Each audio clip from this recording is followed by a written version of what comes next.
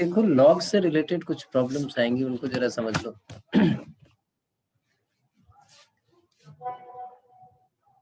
हाँ प्रिया, मैंने देख लिया क्वेश्चन तुम्हारा। ये देखिए, सबसे पहले एक प्रॉपर्टी होती है लॉग की, ये कि log A with base B हो तो आप इसको log a with base e into log e with base b लिख सकते हैं, या फिर इसको ऐसे लिख सकते हैं log a with base e divided by log b with base e लिख सकते हैं।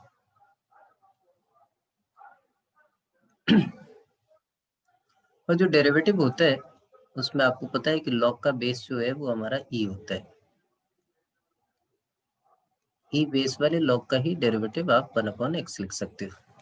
अगर अदर देन e है तब प्रॉब्लम है, आप 1/x बिल्कुल नहीं लिख सकते।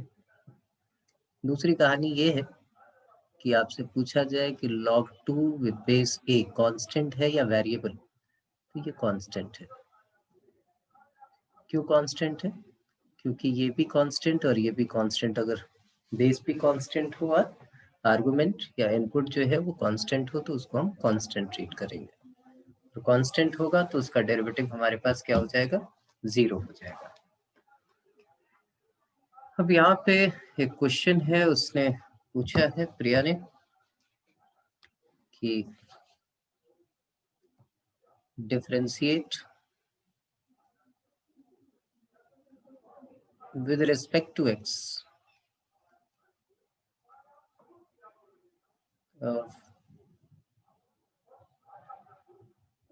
तीन क्वेश्चन इन्होंने दिए हैं। एक है log 3 with base x, पहले इसी पे हम देख लेते हैं फिर आगे वाले क्वेश्चन पे चलेंगे। तो इसको हमने y ले लिया, इसको क्या ले लिया हमने? y। y is equal to log 3 with base x। इसको हम डिफरेंशिएट नहीं कर सकते, रीजन क्योंकि इसका बेस x है। मैंने इसको ऐसे ब्रेक कर लिया। log 3 with base e upon log x with base e। कौन सा वाला फॉर्मूला लगाया हमने? ये वाला। अब इसको हम डिफरेंशिएट करना चाह रहे हैं तो ये रहा dy by dx, और ये log 3 विद बेस e जो है वो हमारा कांस्टेंट है, वो बाहर आ गया। हमें डिफरेंशिएट करना है dy dx of 1 upon log x with base e। तो ये हमें कैसा दिख रहा है? अगर चेन रूल लगाए तो 1/x की तरह। तो सबसे पहले तो आ जाएगा हमारे पास -1 upon log x with base e का होल स्क्वायर, ये हो गया। और फिर log x with base e को हम 1/x लिख लेंगे। हम चाहे तो वैसे ही छोड़ दें, इसको थोड़ा सा ऐसा लिख सकते हैं, माइनस लिख लें। ये log 3 विद बेस ही है और ये log x विद बेस ही है, होल स्क्वायर है। तो एक यहाँ लिख लेते हैं और एक यहाँ पे लिख देते हैं। आप चाहो तो फिर से देखो, log 3 विद बेस ही, log x विद बेस ही को log 3 विद बेस, वो लिख सकते हो। मर्जी है आपकी, आप लिखना चाहें यही छोड़ दें log 3 विद बेस x, और नीचे आपके पास आ जाएगा x log x with base ही। ठीक है प्रिया?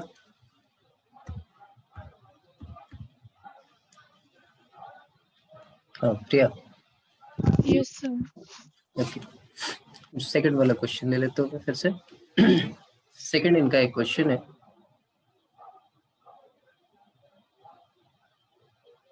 सेकंड क्वेश्चन है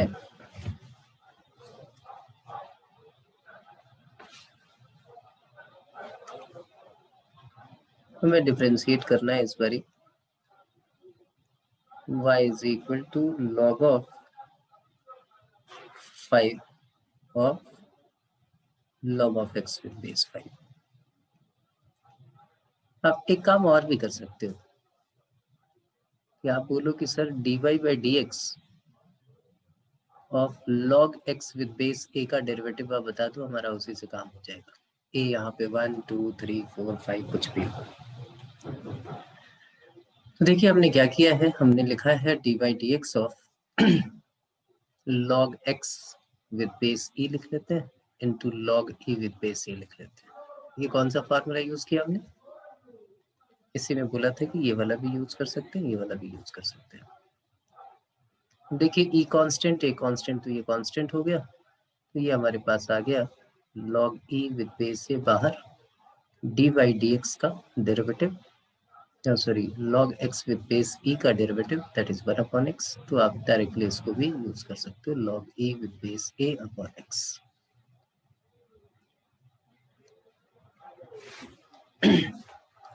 अब सिमिलर यहाँ पे अगर हम यूज करें बहुत आसान हो जाएगा, dy by dx, इसको हम x की तरह ट्रीट कर रहे हैं, तो log 5 है, तो चेन रूल लगा रहे, पहले इस वाले log का डेरिवेटिव निकालेंगे, तो इसके लिए लिख लेते हैं log e with base 5 divided by x। इसका इनपुट जो है, आर्गुमेंट जो है वो ये है, x with base 5 आ गया इनटू, अब इसका डेरिवेटिव निकालना है, इसके लिए भी लिख लिया log e with base 5 और इसका डेरिवेटिव क्या आ जाएगा, दैट इज x।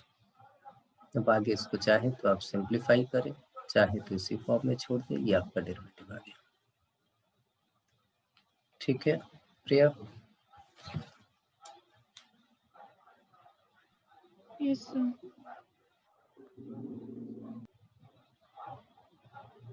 इसमें माइनस की मिस्टेक आ रही है बेटा।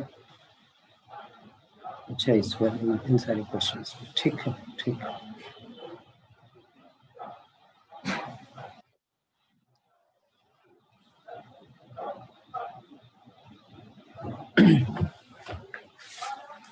एक फार्मूला और है जो आपको याद रखना है, जो हमने पहले डिस्कस किया हुआ है।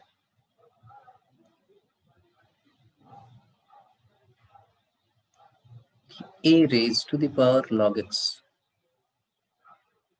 with base a, मतलब log का बेस और अगर सेम हो तो आउटपुट जो है वो हमारा x हो जाता है, आउटपुट जो है वो क्या हो जाएगा, x हो जाएगा।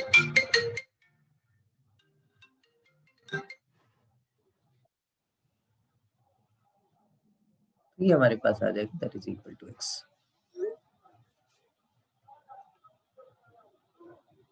अभी क्वेश्चन है यहाँ पे इनका कि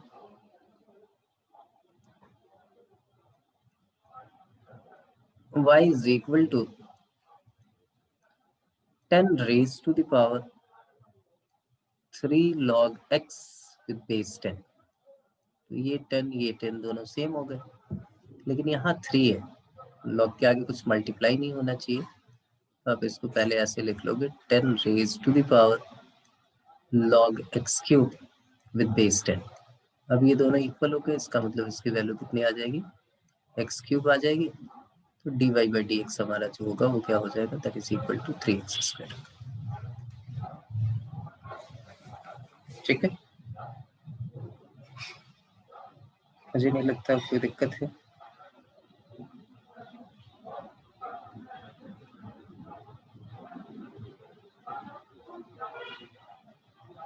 ये हो गया तीनों तुम्हारा, आगे बढ़ते हैं। हर्षित प्रॉब्लम मिल गई तुम्हारी भी। ये जो सेकंड पार्ट है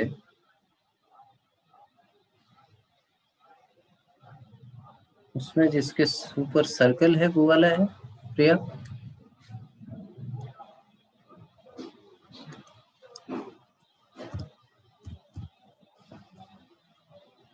जो सेकंड शीट आपने भेजी है उसमें कौन से क्वेश्चन है जिनके ऊपर सर्कल है प्रिया? Yes, sir. First का fifth. एक क्वेश्चन है e raised to the power 2 log tan 5x, वही वाला ना? Yes, sir. ओके, एक ऐसे ही क्वेश्चन और आ गया, ये लीजिए।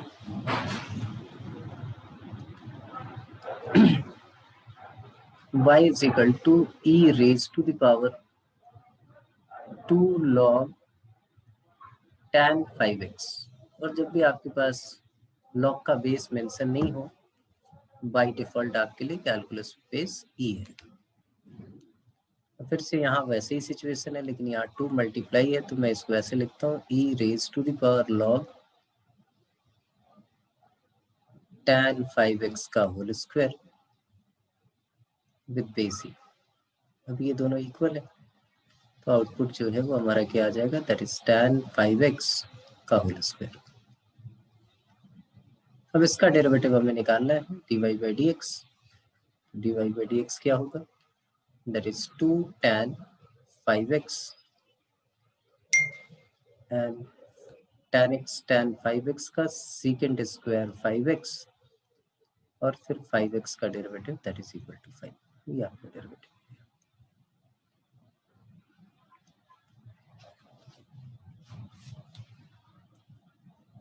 ठीक है, नेक्स्ट आगे बढ़े। और कौन सी प्रॉब्लम है, question number 12, example 12।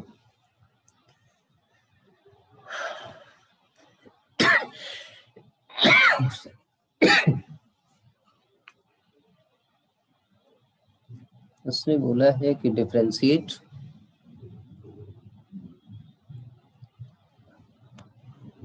Sine inverse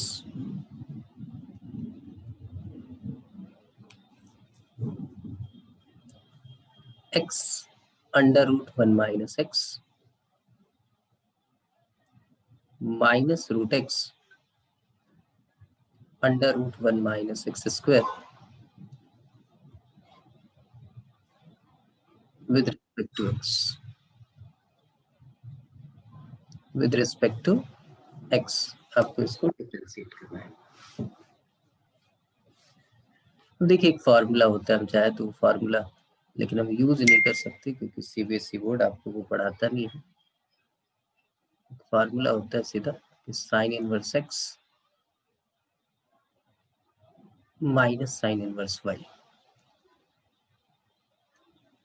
that is equal to sin inverse x under root 1 minus y square minus y under root 1 minus x square। तो डायरेक्टली वो फॉर्मूला हम यहाँ पे यूज कर सकते हैं, x x रहा और y जो है वो रूट x हो गया, तो आप इसको लिख सकते हो sin x minus sine root x हो जाएगा। लेकिन पंगा ये है कि भाई ये फॉर्मूला आपको पढ़ाया नहीं गया है। और इस फॉर्मूले को कैसे जनरेट करते हैं, तो वैसे ही जनरेट करते हैं, x को साइन थीटा y को साइन बीटा कुछ ऐसे पुट करते हैं। तो यहाँ पे भी यही सिचुएशन है कि भाई आपको पुटिंग क्या करनी है, पुटिंग देखना है कि भाई पुटिंग आप कुछ ऐसा कर लो जिससे ये साइन के फॉर्मूले में चेंज हो जाए। तो मैंने यहाँ पे पुट कर दिया x is equal to sine alpha and root x is equal to sine beta. अब एक ही x को आप दो बारी कैसे पुट कर सकते हो, लेकिन आप कर सकते हैं ऐसा, कोई दिक्कत नहीं है क्योंकि इसको सेपरेट करने के लिए। तो यहाँ लिखा आपने साइन इनवर्स, इधर तो आप लिख दो साइन अल्फा और इस x को आप मानो ये रूट x का होल स्क्वायर है, तो 1 माइनस साइन स्क्वायर बीटा हो गया तो कॉस बीटा हो गया माइनस साइन बीटा और 1 माइनस साइन स्क्वायर अल्फा, तो ये हो गया हमारे पास कॉस अल्फा। इसको आपने लिख दिया sine inverse sine alpha minus beta.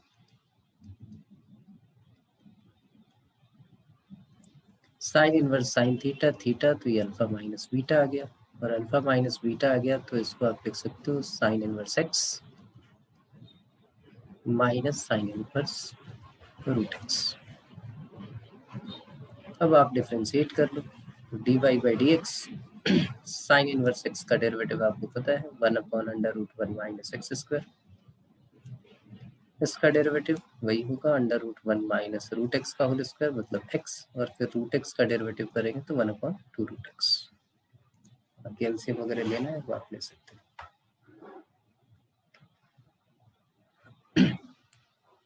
प्रिया, समझ में आ गया? किसी को भी प्रॉब्लम को पूछ लो। सर ये डायरेक्ट कर सकते हैं? नहीं कर सकते बेटा, क्योंकि ये फॉर्मूला जो है वो पढ़ाया नहीं गया है, ये समस्या है, इसलिए डायरेक्ट ना करो। आप ये याद रखो, और ये बड़ा इंपॉर्टेंट क्वेश्चन है, ये भी बता देता हूँ, उसके आने के चांसेस भी खूब है।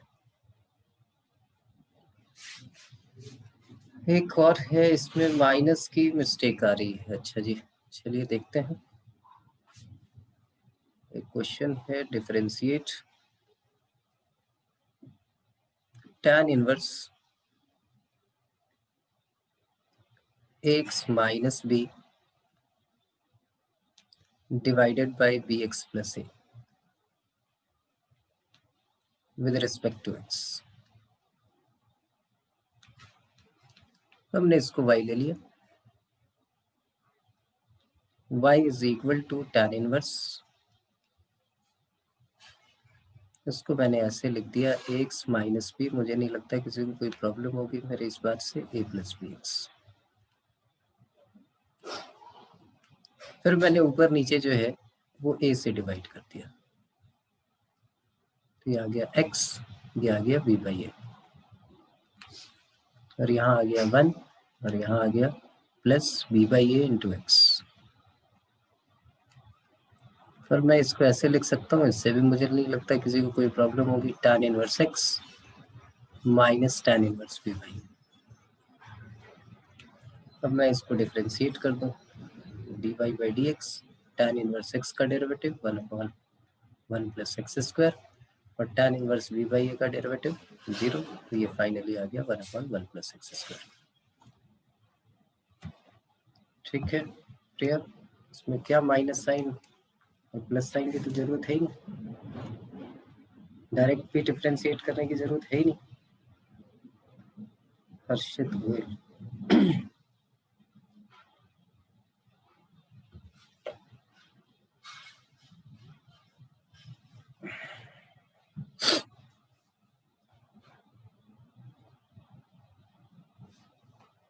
ठीक है प्रिया, आंसर?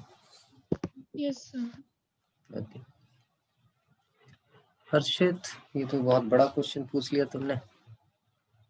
ये भी क्वेश्चन बहुत इंपॉर्टेंट है, आने के चांसेस हैं फुल, कि x जो है वो आपका है साइन क्यूब टी, और इसमें आपका आंसर मैच नहीं कर रहा होगा, डिफरेंशिएट तो आपने कर लिया होगा, ये cos 2t, और y जो है वो आपके पास है cos cube t divided by under root cos 2t, और dy बाई डी एक्स शायद निकालना होगा माइनस cot 3t। मैं इसको डिफरेंशिएट करता हूँ, पहले x वाले को dx बाई dt निकालते हैं। इसमें कुछ नहीं है, इसमें बस सिंप्लीफिकेशन और पेशेंस का खेल है पूरा। ये डिनोमिनेटर का whole square that means cos 2t, यहाँ पे आया अंडर रूट cos 2t, और साइन क्यूब t का derivative 3 sine square t into cos t minus sine cube t into 1/2 under root cos 2t,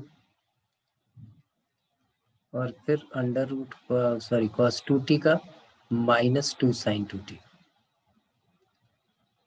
cos 2t का sign 2t, और फिर minus sign 2t, और फिर 2t का 2। ये to cancel out हो गया, एलसीएम हमने ले लिया, और एलसीएम लेने के बाद सिचुएशन क्या आ जाएगी वो देख लेते हैं। तो उसका एलसीएम नीचे आ जाएगा, तो cos 2t raise to the power 3/2 आ जाएगा। यहाँ आ जाएगा आपके पास 3 sin square t cos t cos 2t, और यहाँ पे आ जाएगा प्लस 2 तो कैंसिल आउट हो चुके हैं, sin 2t into sine cube T.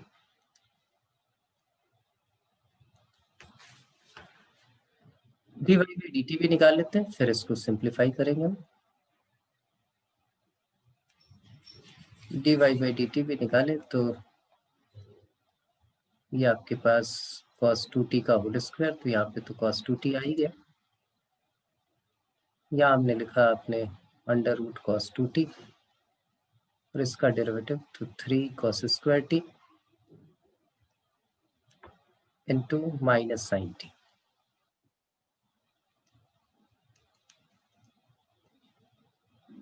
या माइनस कॉस क्यूब टी, और इसका डेरिवेटिव तो अभी हमने निकाला ही है 1/2 under root cos 2t into minus 2 sine 2t। ये टू कैंसिल, और इसका भी देखिए तो क्या आएगा, तो नीचे आ जाएगा आपके पास cos 2t raise to the power 3/2, और ऊपर क्या हो जाएगा, तो -3 sin t cos square t cos 2t।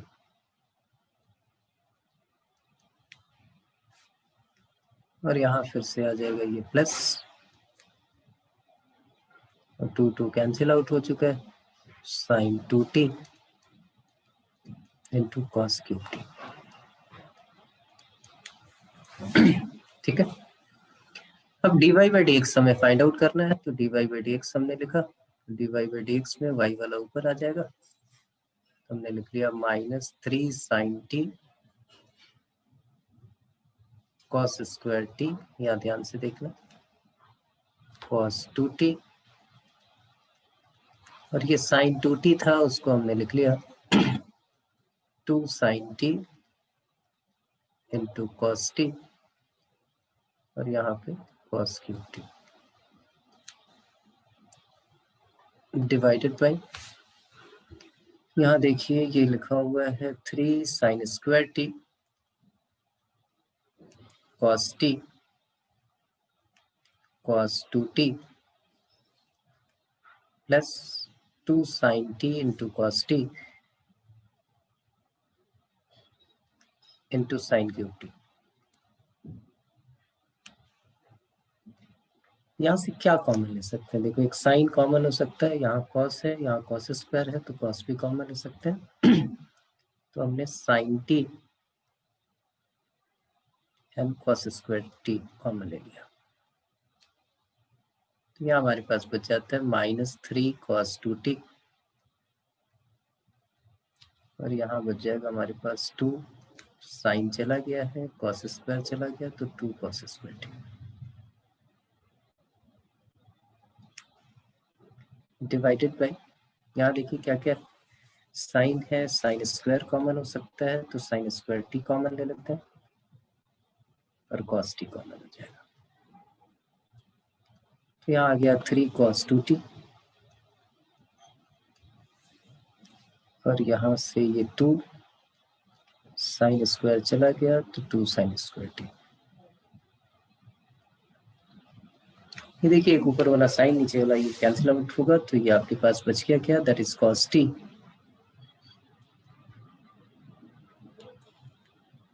और ये cos की फॉर्म में हम चेंज कर रहे हैं, तो यहाँ हमने लिखा -3 cos 2t को लिख सकते हैं 2 cos square t -1 plus 2 cos square t।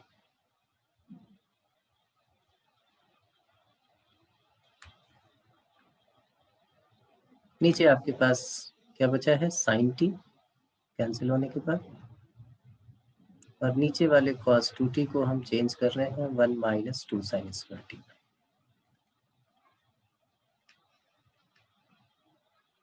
Plus 2 sine square T. ये स्टेप याद रखना है आपको सिर्फ।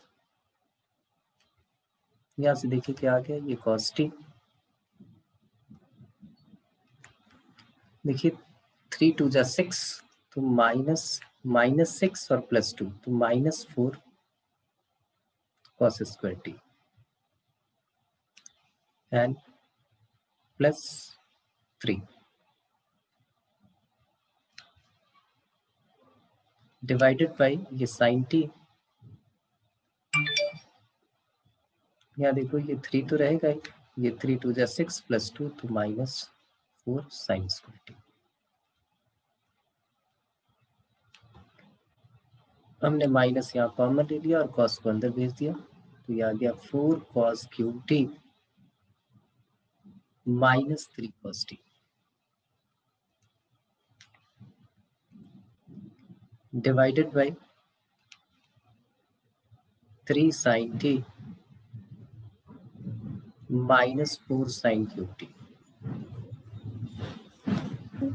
ऊपर वाले को आप क्या लिख दोगे, माइनस cos 3t,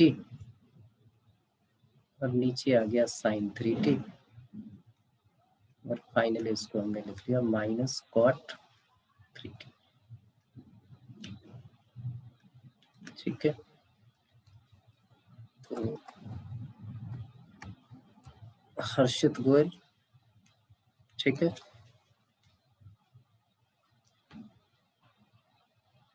हर्षित, यस सर। ये दोबारा पूछ रहे हो तीसरी बार। अब याद रखना, एक श्रेया का क्वेश्चन है, क्वेश्चन नंबर क्या बोला है इसने, क्वेश्चन नंबर 15।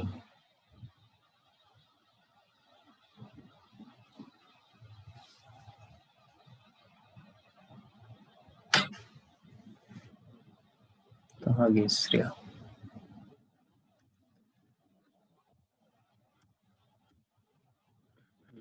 श्रेया, क्या प्रॉब्लम है इस क्वेश्चन में बेटा? सर हुआ नहीं है सॉल्व। क्या क्या नहीं हुआ सॉल्व? समझा दे। नहीं सॉल्व हुआ, ठीक है, बात मान ली। अब वो तो बता दोगे कि सर ये टर्मिनोलॉजी समझ में नहीं आई, ये जो लिखा हुआ है ये नहीं समझ में आ रहा। एक मिनट सर, क्वेश्चन देखो,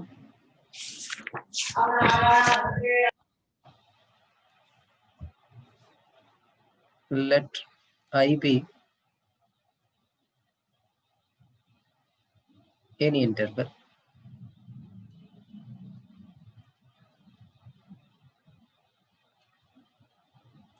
disjoint from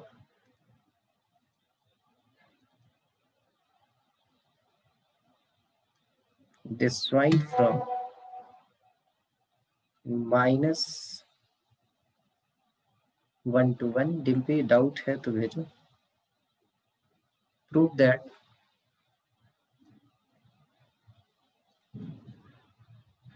that the function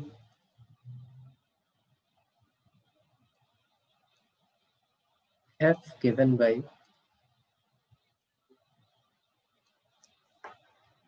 fx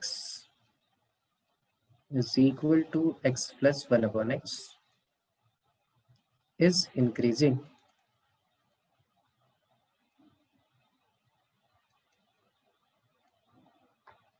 on I।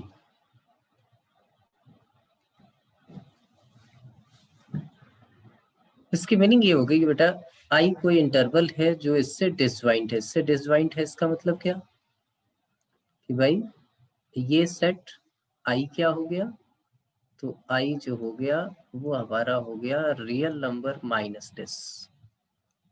इन दोनों सेट के बीच कुछ भी कॉमन नहीं है, इसका मतलब रियल नंबर में से ये हटा दें तो ये आपका हो गया I। ठीक है, उसने बोला कि इस इंटरवल में वो इंक्रीजिंग होगा, ये आपको बताना है।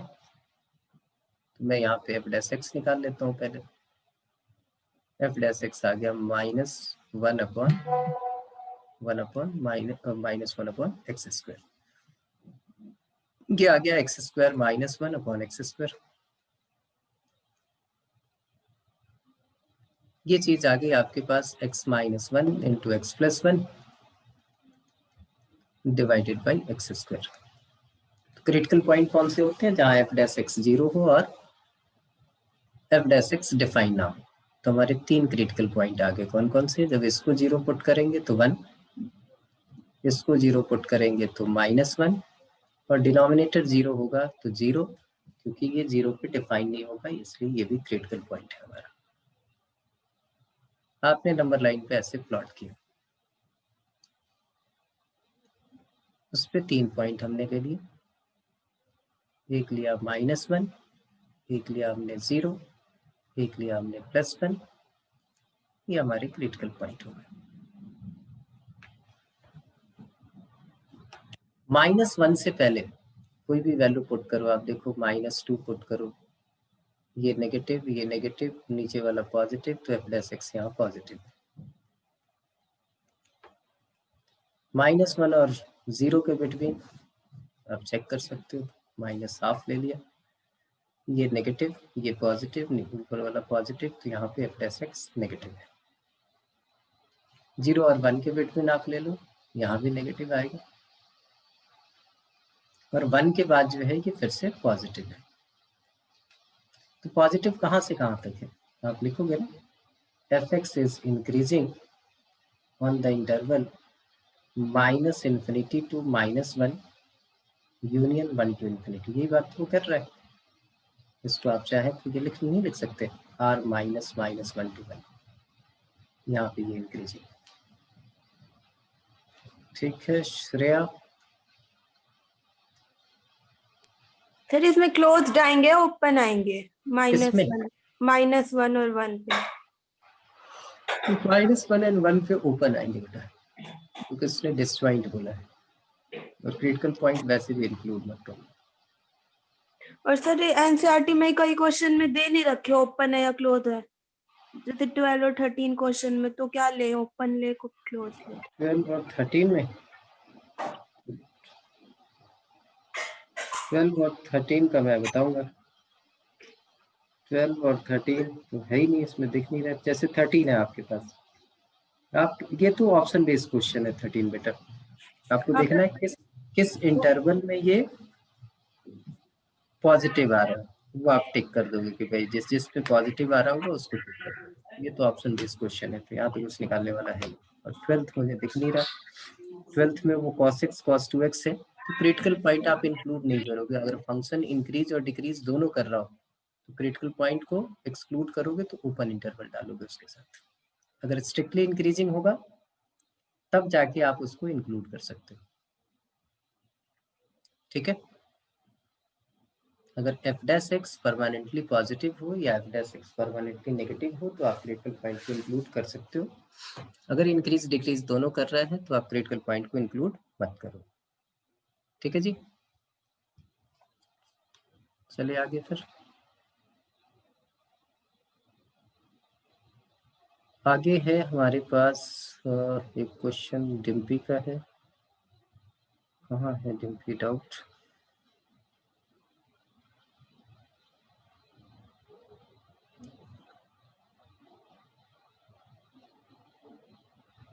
मैक्सिमम मिनिमम वाला। ठीक है।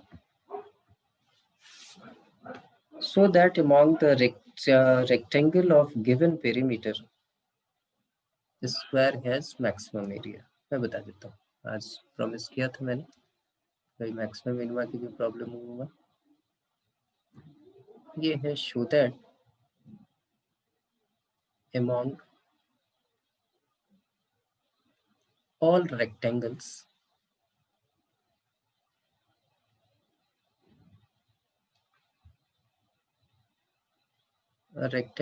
of given perimeter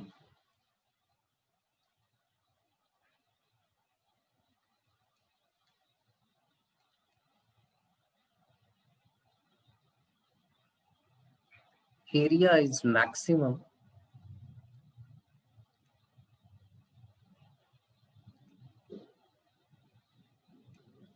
when it is a square.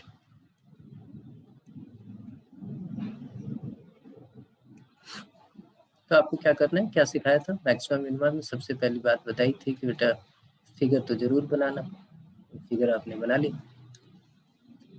और उसके बाद आपको क्या करना है, लिखना है कि let the length of rectangle is equal to x and width is equal to y.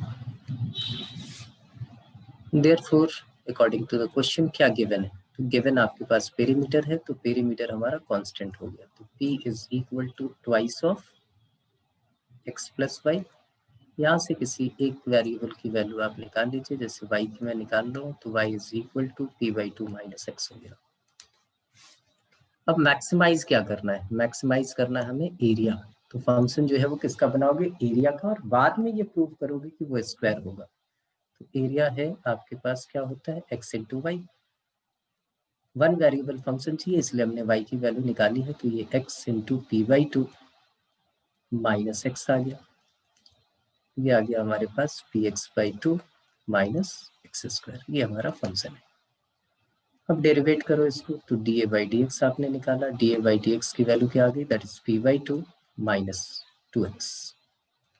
अब क्या होता था, dA/dx को हमने इक्वल टू 0 पुट किया, यहाँ से हमने निकाला p/2 minus 2x that is equal to 0। Finally x की वैल्यू हमारे पास आ गई p/4। अब इसको सेकंड डेरिवेटिव से ही चेक करना है, तो आपने निकाला d2a/dx square that is equal to हमारे पास आ गया -2। अब आपने इसको लिखा d2a/dx स्क्वायर, जब x की वैल्यू p/4 हो, तो x तो इसमें है भी नहीं, लेकिन ऐसे लिखना, -2 है, ये लेस देन 0 है, तो ये पॉइंट ऑफ मैक्सिमा हो, इसका मतलब एरिया आपने मैक्सिमम प्रूव कर दिया। अब आपको क्या करने का है, तो अब आपको करना है ये बेटा, लेंथ और विड्थ जो है वो अगर इक्वल हो जाएगी तो ये स्क्वायर होगा। तो लेंथ कितनी हो गई, तो लेंथ है आपकी x दैट इज p/4, और विड्थ कितनी है, विड्थ है y, और y क्या है, p/2 माइनस x, तो x की वैल्यू p/4 आई थी, ये आ गया आपके पास p/4। तो l is equal to p, therefore it is square.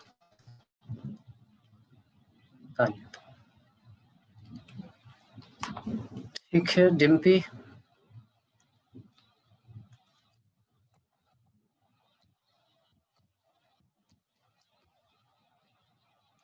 Dimpy. Yes sir. Okay, अच्छा, एक ईशा की प्रॉब्लम है,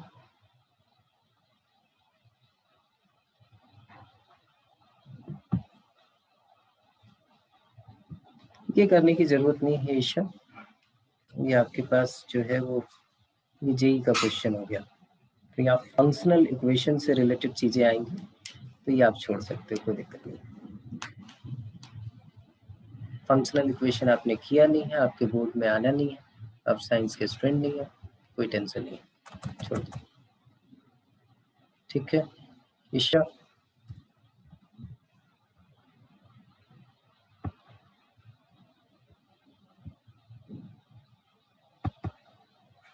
ईशा ये एग्जाम्पलर का क्वेश्चन है ना? Yes sir. ये करने की जरूरत नहीं आपको, क्योंकि फंक्शनल इक्वेशन आपको पता ही नहीं क्या चीज होती है, तो आप समझो तो क्या फायदा है उसका। और किसी की कोई प्रॉब्लम, तो प्रॉब्लम्स निकाल के रखिए, नेक्स्ट क्लास में मिलेंगे फिर प्रॉब्लम है ही नहीं, क्या डिस्कस करें फिर। ठीक है, संडे है कल, ढेर सारी प्रॉब्लम निकाल लो, मंडे की क्लास में फिर से कंटिन्यू करेंगे।